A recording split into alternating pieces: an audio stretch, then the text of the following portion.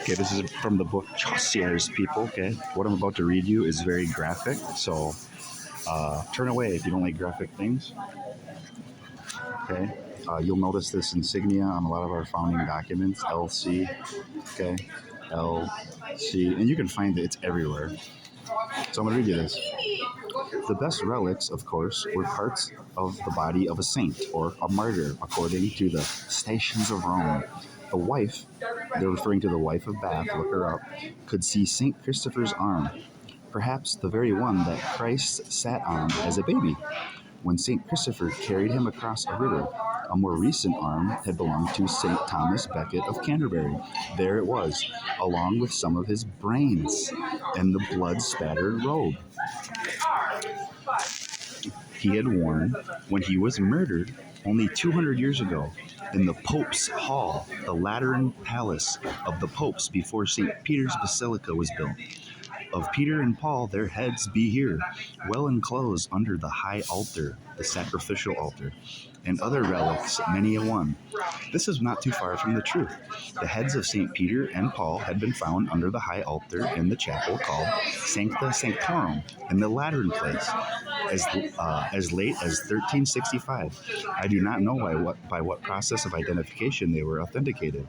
Were they clearly marked, like lost property in a railway office? Who knew what other miracle-working relics might still be discovered?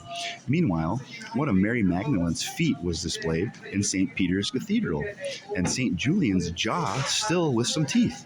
Christ's swaddling clothes were there, and some of the hay he had lain in on the manger. One of the nails that had nailed him to the cross was there, with the sponge soaked in vinegar which he had been offered on the cross, and the paper on which Pilate had written, "Here is Jesus, the King of the Jews."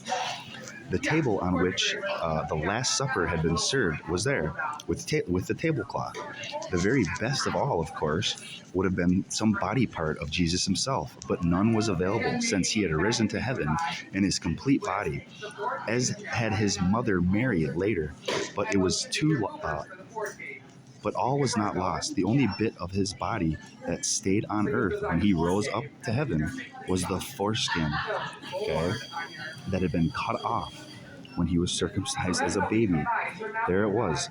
At least 4 other pilgrimage sites also claimed to have the holy foreskin, but Rome's had the strongest claim to authenticity, since the tiny piece of withered skin had been spirited from Jerusalem by an angel who gave it to the great emperor Charlemagne, who gave it to the Pope. There was a phial of his mother's breast milk there too. One cannot help wondering why, let alone how, had she been expressing it, but crops up in several other holy places. Okay? So this goes on to talk about the Crusaders, okay? The Crusaders, another fraternal order.